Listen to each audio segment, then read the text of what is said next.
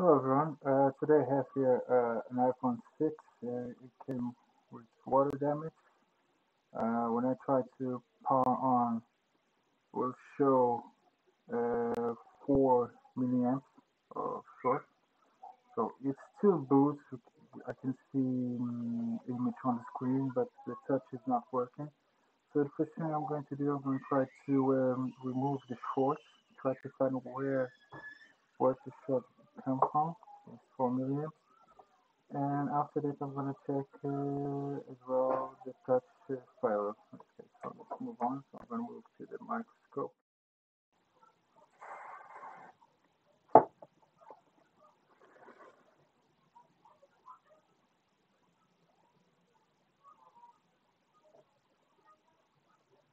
Okay, I'm checking again here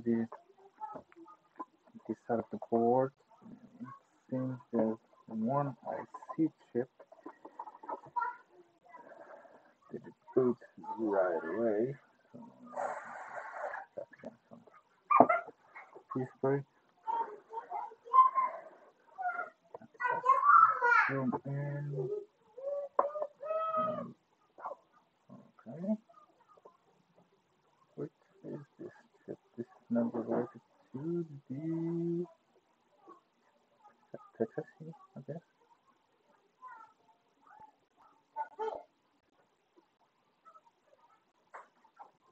Let me have a look on the schematic.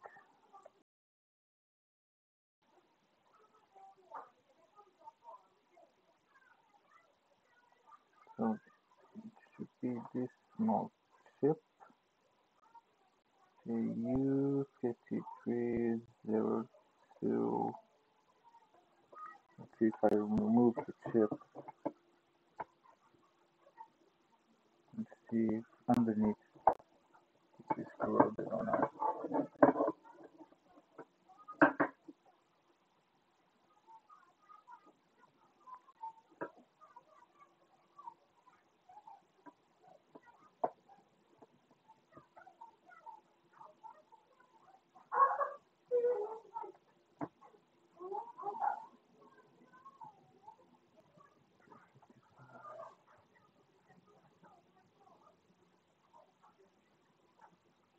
So this is near to the touch IC. Just want to avoid to cause any more damage. Let me see which is the best tweezer to grab the IC chip. Maybe I'm going to use that one.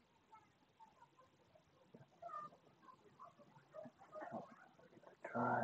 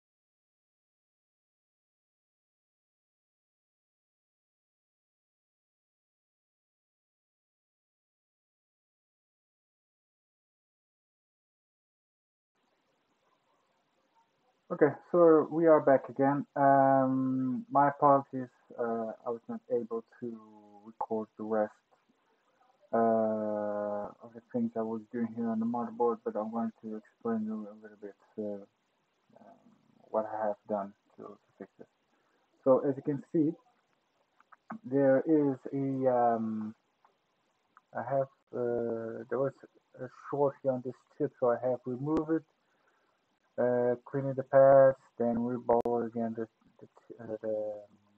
chip and put it back again. The short has disappeared. Then I have to put this coil as well because it was loose.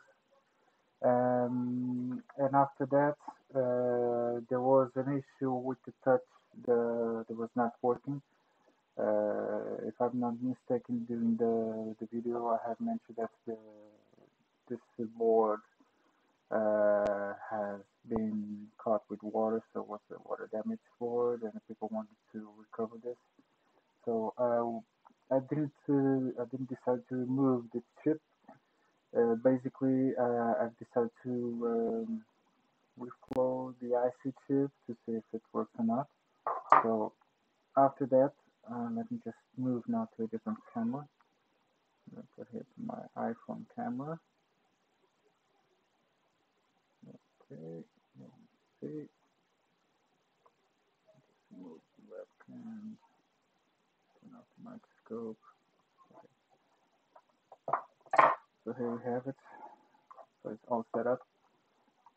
So it probably will still show like 3 milliamps, but it's still able to work between 2-3 milliamps. But this time it will boot normally.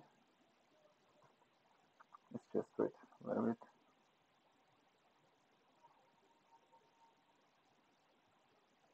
If I'm not mistaken, even the consumption from the motherboard is still not good, but at least it will allow us to access the iPhone and try to recover the data as well. Let's just wait a little bit longer.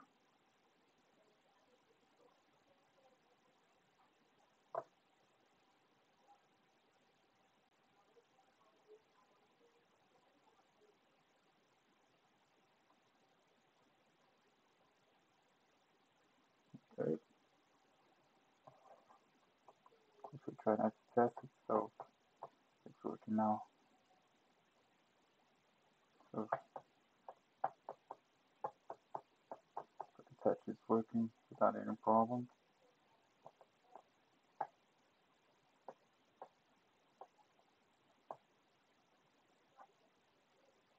So in this case, this will allow the user to access the data, and then we can try to retrieve all the data and send it to the customer. So we just need to wait until they provide us the passcode to access here the board. So in this case, this has been fixed. So this will allow the user to access without any problem the data from the iPhone. So guys, first of all, apologies I will not be able to show the rest of the things I have done. I will continue to do more videos, but you guys have to be patient because I didn't have time to do this because I have a lot of things to do. This mobile repair is something that I like to do as a part-time job. So this one took me like what, depending on my uh, availability to do this, it took me like a week or two, so something like that. I can't remember when I started to do this. But I will continue to do more videos as soon as I can. And I would like to thank one person, Jesse Cruz from So-Called Repair, who advised me to buy the DT080, which is a nice tool where we can try to find if the equipment has some kind of short or not. This has allowed me to try to find the short on the motherboard, and it was due to a small chip, the NPC chip. It's a nice tool. I think everybody from the mobile repair would like to have one of these. So that's it for me, guys. If you have liked the video, please subscribe my channel, give a thumbs up or thumbs down. Sorry about the audio. I'm having some issues with the audio in the background because I have the kids right next to me watching what I'm doing as well. not easy, but I hope you guys have enjoyed the video. See you next time.